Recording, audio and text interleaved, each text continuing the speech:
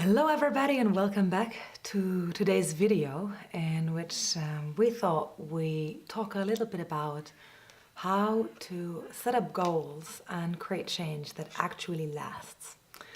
The reason why we're picking this topic for today is because especially last week we have had so many conversations about people knowing what it is they actually wanted to do but really struggling and either getting started or pushing through their efforts.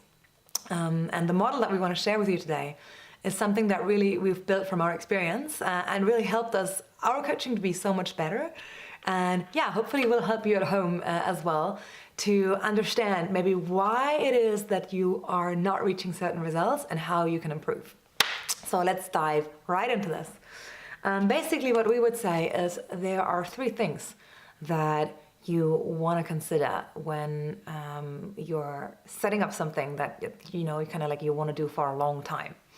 But I'm thinking about stuff like more long-term habits, like having a healthier lifestyle, being more confident at work, having better relationships, anything like that. So not necessarily just and only a decision where it is about you, I don't know, finding which job to do next or how to have better impact, stuff like that. I'm today not talking so much about these decisions, but more around how do you create a system that keeps you accountable and helps you to do the stuff you kind of want to pursue more. So here's the first element. Sorry, by the way. Here's the first element. And the first element is the one that people often forget. It's around how are you feeling about the change you are wanting to implement? What do I mean? The single biggest problem of why people don't get done the stuff they want to get done is because they know what the first step is and they're just not taking it because something inside of themselves says stop. And it might be that you're too scared, it makes you feel uncomfortable, it might be that if you implement this, hurting someone else, whatever it is. The single biggest reason why we're not getting started is because something in our head or tummy or wherever it is you're feeling it says stop. Yeah?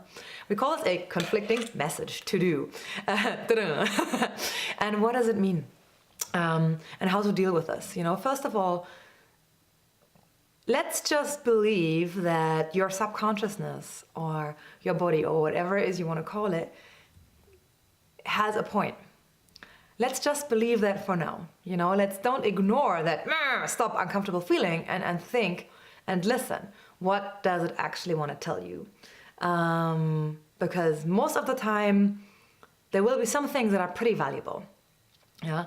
To give you a little example, I remember when I got started as an entrepreneur, I had so many times a feeling going, stop, yeah, and the real big deal was that when listening more to this feeling, I understood I had to listen more to the fact that I was actually pretty scared, but understanding that made me understand that I literally had to be very careful with my business plan, and build in a lot of safety nets. And this is exactly what we would recommend you to do.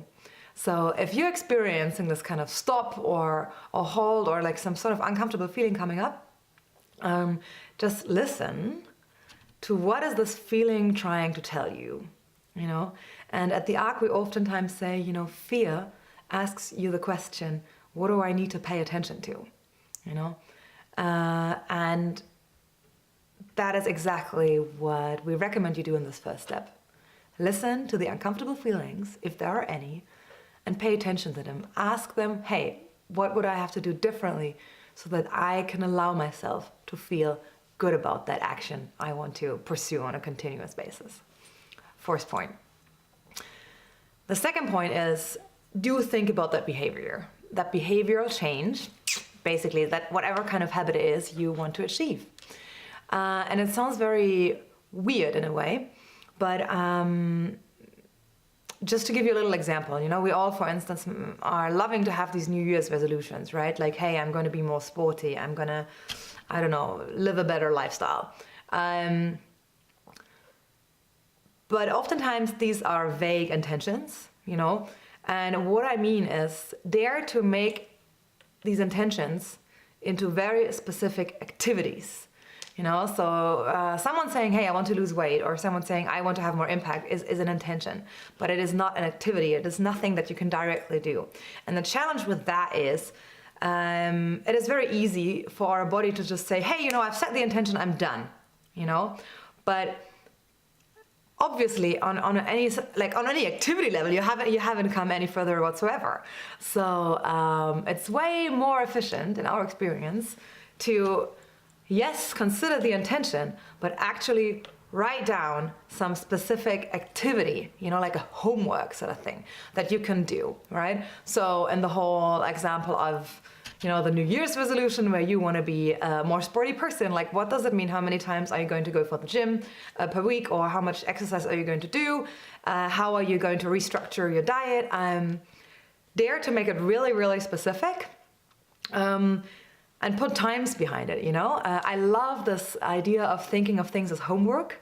And you know, every homework has a deadline and a time frame that you want to use it, you know? For instance, it's great to say, I want to go to the gym 3 times a week, but you know, in practice, the challenge is always, you know, Friday afternoon, I realize, oh wow, you know, if I actually stuck to my plan, I would have to go Friday, Saturday, Sunday, which seems like too much, so let's just wait until next Friday, right? Well, if you say, hey, I'm gonna go Monday, 6 o'clock in the afternoon until, I don't know, 7:30, I'm going to go Wednesday, 8 p.m., and I'm gonna go, I don't know, Saturday morning. These are much more precise things, and in practice just turn out to be more efficient as a goal-setting mindset than just, you know, saying either vague intentions or saying stuff like, I want to go to the gym 3 times a week. So that's the second sort of element. So here's the last thing, and it's really around building a structure. And by structure, we mean some sort of accountability system that helps you not cheat. And what do I mean by that? Probably the most effective thing is to tell another person that really wants to see you grow about the objective that you're having. And agree with that person, you know, a timeline. When you're going to hand in your homework, and it sounds maybe a bit crazy or weird or something, but what I mean in practice is something very simple. I give you an example of my friend who was helping me a lot when I was doing at some point a math test for getting admitted into some really crazy university, and I just found it so hard, you know, to keep focus and to study regularly because I was in this very, very stressful job at the time. And I was literally checking in with her regularly saying, you know, this is what I've done, here's what I've, I don't know, here's how far I am in terms of, you know, doing the exercises. And literally just checking my weekly goals with her. And everything she'd do is she gave me like a thumbs up or sometimes celebrated. And to be fully honest, at sometimes she just freaked out together with me when I had hit another like midterm objective whatsoever, without her having to do that. But we just ended up having a lot of fun with this. But the one thing that I can tell you is what it does to you is it makes this whole journey so much more bearable, you know, because oftentimes, you know, we struggle to keep up our objectives if the only person we are trying to satisfy with this is ourselves. Yeah, and it's just so much easier if we have a second person, you know, that is with us in the struggle, but also that we kind of, you know, whose expectations kind of we also want to meet, you know. So this beautiful mechanism, you know, of us always wanting to get recognition and be accepted for all sorts of things. We can actually use to our advantage with that little technique. Yeah, so these were our 3 tips for today.